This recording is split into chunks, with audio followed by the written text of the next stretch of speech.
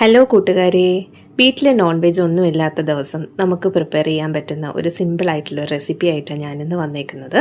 ഇത് soya chunks ആണ്. അപ്പോൾ ഇതെങ്ങനെ നമുക്ക് പ്രിപ്പയർ ചെയ്യാമെന്ന് നോക്കാം. അതിനായിട്ട് ഒരു പാത്രത്തിൽ കുറച്ച് വെള്ളം വെച്ച് ഒന്ന് ചൂടാക്കിയതിന് ശേഷം ഈ സോയാ ചങ്ക്സ് അതിലേക്കിട്ടൊന്ന് തിളപ്പിച്ച് അത് പിന്നെ ഒന്ന് പിഴിഞ്ഞെടുത്ത് മാറ്റി വെക്കുക. ഇനി ഒരു പാൻ അടുപ്പത്തേക്ക് വെച്ച് അതിലേക്ക് ആവശ്യത്തിന് ഓയിൽ ഒഴിച്ച് കുറച്ച് പെരുംജീരകം, ഇഞ്ചി, വെളുത്തുള്ളി, പച്ചമുളക്, അതുപോലെ തന്നെ സവാള ചെറുതായിട്ട് അരിഞ്ഞതാണ്, അതും കൂടെ ഇട്ടൊന്ന് നന്നായിട്ടൊന്ന് മിക്സ് ചെയ്ത് കൊടുക്കുക. ഇനി ഇത് മിക്സ് ചെയ്തിട്ട് ആവശ്യത്തിന് ഉപ്പും കൂടെ ഇട്ട് കൊടുക്കുക. ഇനി ഇതിൻ്റെ കളറൊക്കെ ഒന്ന് മാറി വരുന്ന സമയം വരെ ഒന്ന് ഇളക്കി കൊടുക്കുക. ഇനി ഇതിലേക്ക് പൊടികൾ ചേർക്കാം. ആവശ്യത്തിന് മുളക് പൊടി, മല്ലിപ്പൊടി, 1/4 സ്പൂൺ മഞ്ഞൾപ്പൊടി, പിന്നെ ഞാനിതിലേക്ക് ചിക്കൻ മസാല ചേർക്കുന്നുണ്ട്, കുറച്ച് ഗരം മസാലയും, പിന്നെ അത് കഴിഞ്ഞതിന് ശേഷം കുറച്ചൊന്ന് ഇളക്കിയതിന് ശേഷം തക്കാളി ചെറുതായിട്ടിട്ടൊന്ന് വഴറ്റി കൊടുക്കുക. ഇനി അതിലേക്ക് കുറച്ച് മല്ലിയിലയും കൂടെ ഇടുക. ഇനി നമ്മുടെ മെയിൻ ഇൻഗ്രീഡിയൻ്റ് ആയിട്ടുള്ള സോയാ ചങ്ക്സ് നമുക്കതിലേക്ക് ആഡ് ചെയ്യാം.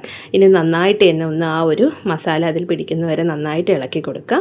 ശേഷം നമുക്ക് എത്ര ഗ്രേവി ആവശ്യമുണ്ടോ അതനുസരിച്ചിട്ട് നമ്മൾ അതിലേക്ക് ചൂടുവെള്ളം ഒഴിച്ചു കൊടുക്കുക. ചൂടുവെള്ളം ഒഴിച്ചതിന് ശേഷം ഒന്ന് അടച്ച് വെച്ചൊന്ന് കുക്ക് ചെയ്യുക. ഇടയ്ക്കൊന്ന് ഇളക്കി അതിൽ ഉപ്പൊക്കെ എങ്ങനെയുണ്ട് എന്നുള്ളത് നോക്കുക. എന്നതിന് ശേഷം വേണമെന്നുണ്ടെങ്കിൽ ഒന്ന് ആഡ് ചെയ്ത് കൊടുക്കാം. ഇനി വീണ്ടും കുറച്ചുകൂടി ഒന്ന് അടച്ച് വെച്ച് ഒന്ന് തിളപ്പിച്ചെടുക്കുമ്പോഴത്തേക്ക് നമ്മളെ കറി ഇവിടെ റെഡി ആയിട്ടുണ്ട്. അപ്പോൾ എന്തായാലും നിങ്ങളൊന്ന് ട്രൈ ചെയ്ത് നോക്കുക. നല്ല ടേസ്റ്റി ആയിട്ടുള്ള, നല്ല പ്രോട്ടീൻ റിച്ച് ആയിട്ടുള്ള ഒരു റെസിപ്പിയാണിത്. കുട്ടികൾക്കൊക്കെ ഏറെ ഇഷ്ടപ്പെടും.